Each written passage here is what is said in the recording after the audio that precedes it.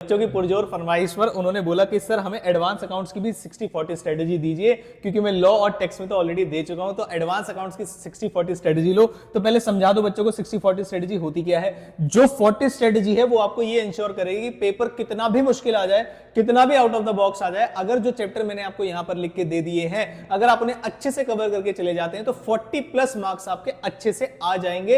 Attempt में से कुछ कटेंगे तब भी आपके 40 मार्क्स आ जाएंगे।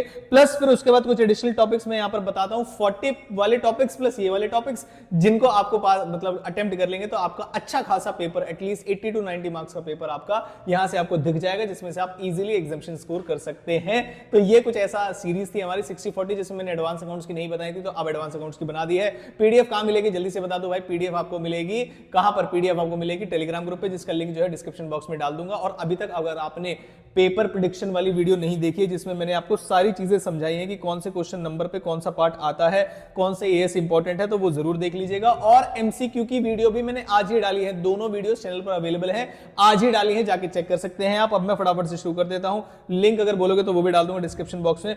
पहले शुरू करेंगे सर पासिंग स्ट्रेटजी क्या है। तो एक पासिंग स्ट्रेटजी का मंत्र तो आप मेरे से ले लीजिए कि भाई अगर आपको पास होना है बहुत ज्यादा दिक्कत किए बिना, तो मॉड्यूल 3 जो है आपका, वो आपका स्ट्रॉन्ग पॉइंट होना चाहिए। अब यहां पर बच्चे कहेंगे सर मॉड्यूल 3 में एक तो चैप्टर इतने ज्यादा है, प्लस 14 मार्क्स के क्वेश्चन आते हैं इसमें से, वो तो हमें भी पता था कि हम पास हो ही जाएंगे इससे पढ़ के। तो अब मैं आता हूं आपके दूसरे वाले पार्ट पे। दूसरा पार्ट ये कहता है, मैंने इसके अंदर सिर्फ मॉड्यूल 3 ही नहीं, मैंने कुछ इंपॉर्टेंट एएस भी डाले हैं, पहली चीज तो। और कुछ चैप्टर ऐसे हैं जिसमें बच्चे जनरली डाउट में रहते हैं, जैसे प्रिपरेशन ऑफ फाइनेंशियल स्टेटमेंट्स, बड़ा चैप्टर है सर, कौन से क्वेश्चन करें कम से कम जिससे पास हो जाए। अमालगमेशन बड़ा चैप्टर है सर, ब्रांच बड़ा चैप्टर है सर, इंटरनल रिकंस्ट्रक्शन बड़ा चैप्टर है, कैश फ्लो बड़ा चैप्टर है। अगर आप ये जो बड़े बड़े चैप्टर्स आपने यहां पर हमारे लिए लिख दिए हैं, अगर इनमें से कुछ चैप्टर्स कुछ क्वेश्चन सिलेक्ट आप कर दें हमारे लिए कि कम से कम इतने, क्योंकि मैं एडवांस अकाउंट्स की सुपर 40 तो नहीं सोच रहा हूं, क्योंकि बहुत ज्यादा वास्ट सिलेबस है, उसमें मुझे सिलेक्टिव होना बड़ा मुश्किल हो रहा है, स्पेशली एएस में। तो अगर आप बोलोगे कि बड़े बड़े चैप्टर्स के लिए हमारे लिए इंपॉर्टेंट क्वेश्चन की लिस्ट बना दो कि कम से कम इतने क्वेश्चन आप करके चले जाइए, तो आपका एग्जाम का क्वेश्चन कवर हो जाएगा। तो वीडियो को लाइक करके वीडियो में कमेंट आपको करके बताना है मुझे कि अगर आपको वो वाली लिस्ट चाहिए, या फिर आप अगर फुल फ्लेज रिवीजन कर सको तो वो ज्यादा बढ़िया है। तो यूनिट नंबर जो आपकी थर्ड मॉड्यूल जो थर्ड है आपका, उसमें preparation of financial statements, cash flow. Sir preparation of financial statements भी बता दो कितने मार्क्स का आना एंटिसिपेटेड है, तो 14 मार्क्स का। कैश फ्लो कितने मार्क्स का एंटिसिपेटेड है, तो मुझे लगता है 10, 6 से लेकर 10 मार्क्स के आपके एग्जाम में इसके बीच में आपको दिखाई दे सकता है, प्लस एमसीक्यूज में भी दिखाई दे सकता है। बायबैक आपको सर कितने का लगता है, तो बायबैक 4 से लेकर 6 नंबर का आपसे एग्जाम में पूछा जा सकता है। अमालगमेशन कंफर्म है, 14 मार्क्स का आना ही आना है।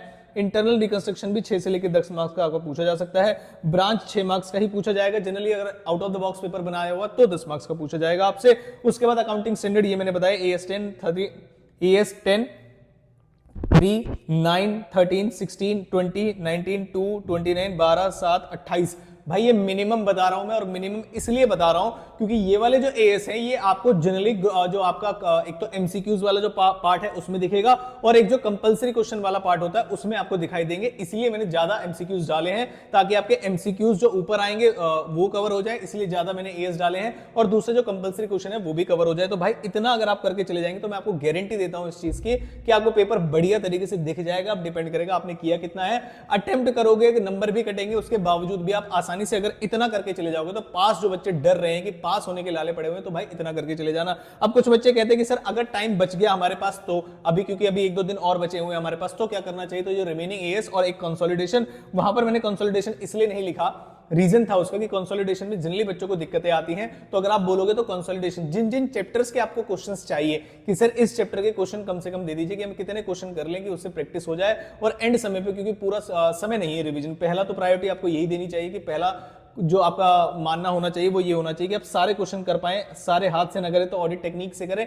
फिर भी अगर आपको लगता है कि नहीं सर आप लिस्ट दे दोगे तो ज्यादा सही रहेगा, तो मैं भी बना के दे दूंगा, मुझे कोई प्रॉब्लम वाली बात नहीं है। और रिमेनिंग जो एस बचे हैं आपके एस 4, 5, 24, 25, 22, 23 और 14, यहां तक अगर आप कर लेंगे तो 110% है कि आपका एग्जामिनेशन लायक पेपर चला जाएगा। कितना भी paper out of the box, अब क्वेश्चन कैसा पहुंचेगा वो तो आईसीआई के ऊपर ही है, पहला पेपर है, घुमाना दे। फिर भी आप इतनी कवरेज करके चले जाए, जितनी ज्यादा कवरेज करोगे उतना ज्यादा आपके लिए अच्छा रहेगा। पेपर पैटर्न की वीडियो, एमसीक्यू वीडियो मैं ऑलरेडी डाल चुका हूं, जिन्होंने नहीं देखी आज जाके देख लेना। और भाई बिना चैनल को सब्सक्राइब किए मत देखा करिए वीडियो को, तो चैनल को सब्सक्राइब जरूर करिएगा ताकि हम जल्दी से जल्दी 14,000 या 15,000 सब्सक्राइबर तक पहुंच जाए। तो अगली मिलता हूं आपसे। अगर आप बोलोगे कि इंपॉर्टेंट क्वेश्चन की लिस्ट अगर मैं लेके आऊं तो जल्दी ही सुबह लेके आऊंगा आपके लिए, तो मुझे वीडियो पे लाइक क्या नाम है और कमेंट करके बता सकते हैं। तो अब मैं चलता हूं, एडवांस अकाउंट्स में पढ़ाता नहीं हूं, तो बड़ी डिस्कशन के बाद और बड़ी रिसर्च एंड डेवलपमेंट के बाद ही ये सारे टॉपिक्स मैं आपको बता रहा हूं। तो आई होप आपके लिए वीडियो हेल्पफुल रही होगी। मिलता हूं आपसे किसी इंपॉर्टेंट वीडियो के साथ। लाइक और सब्सक्राइब जरूर कर देना।